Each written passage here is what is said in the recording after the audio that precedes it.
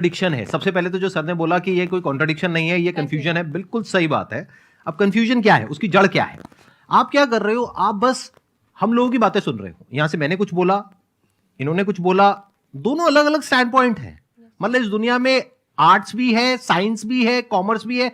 अब आप कहोगे अब तीनों में कॉन्ट्रडिक्शन है। अरे कॉन्ट्रडिक्शन नहीं है, अलग अलग लोगों के लिए अलग अलग स्ट्रीम्स है। डिपेंड्स अपॉन कि आपकी प्रेफरेंस क्या है, आपकी प्रायोरिटीज क्या है। तो आपको तीन चीजें देखनी पड़ेंगी, एक अपना पास्ट, अपना प्रेजेंट और अपना फ्यूचर।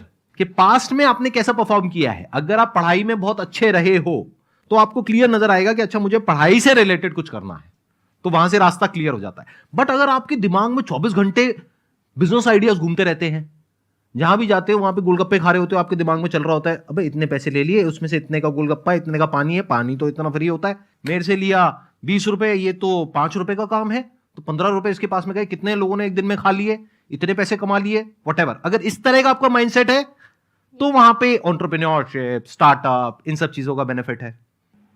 तो हर रास्ता हर एक के लिए नहीं होता है। तो ये आपको कैसे समझ आएगा, अपने पास्ट को देख करके। दूसरा, अपने प्रेजेंट को देखो कि आपके पास में क्या रिसोर्सेज हैं। सोचने से क्या होता है, आपको ये भी तो देखना पड़ेगा आपके पास में क्या रिसोर्सेज हैं। उसके बेस पर आप सोच सकते हो ना। कल को आप कहो कि मैं एक टेलीकॉम कंपनी लॉन्च करूंगी जो कि जियो को कंपटीशन देगी, ठीक है, सोच लो। कुछ नहीं होगा।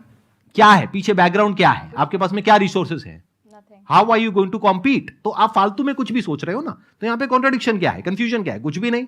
तो जब आपके रिसोर्सेज ही आपको अलाउ नहीं कर रहे वो करने के लिए, तो सोच क्यों रहे हो। तीसरा, फ्यूचर में आप अपने लिए कैसी लाइफ चाहते हो। जैसे सर ने कहा कि पावर नहीं मिलती है वहां पे सर्व करना होता है। इस गलतफहमी से बाहर आ जाओगे, वहां पे पावर मिल जाएगी। पावर तो पूरी की पूरी एक हिरार्की है, जिस हिरार्की में टॉप पर पब्लिक बैठी है एक्चुअल में, वो हमें पता ही नहीं है। हमारे हाथ में पावर है, किसको वोट करना है, किसको पावर में लेकर के आना है।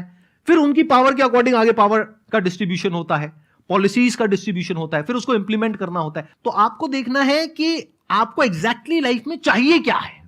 कि अगर आपका माइंड है बहुत ज्यादा क्रिएटिव, कि आपको हमेशा दिमाग में आइडियाज घूमते रहते हैं कि कुछ अजीब करना है, कुछ अलग करना है, ये करना है, वो करना है, तो फिर वो रास्ता आपके लिए नहीं है। क्योंकि वहां पे आपके पास में पावर नहीं है, रिस्पॉन्सिबिलिटी है। But once you go in the entrepreneurship space, वहां पे रिस्पॉन्सिबिलिटी नहीं है, वहां पे पावर है, पावर टू क्रिएट। अब आपको देखना है कि एट द एज ऑफ 42, 48 आप किसके जैसा बनना चाहते हो। अगर एक टीचर बनना चाहते हो तो ये रास्ता है। उसके अलावा जिन्होंने यूपीएससी को क्रैक किया है, उन लोगों को आप लाइफस्टाइल देख सकते हो। वैसे बनना चाहते हो, बहुत बढ़िया,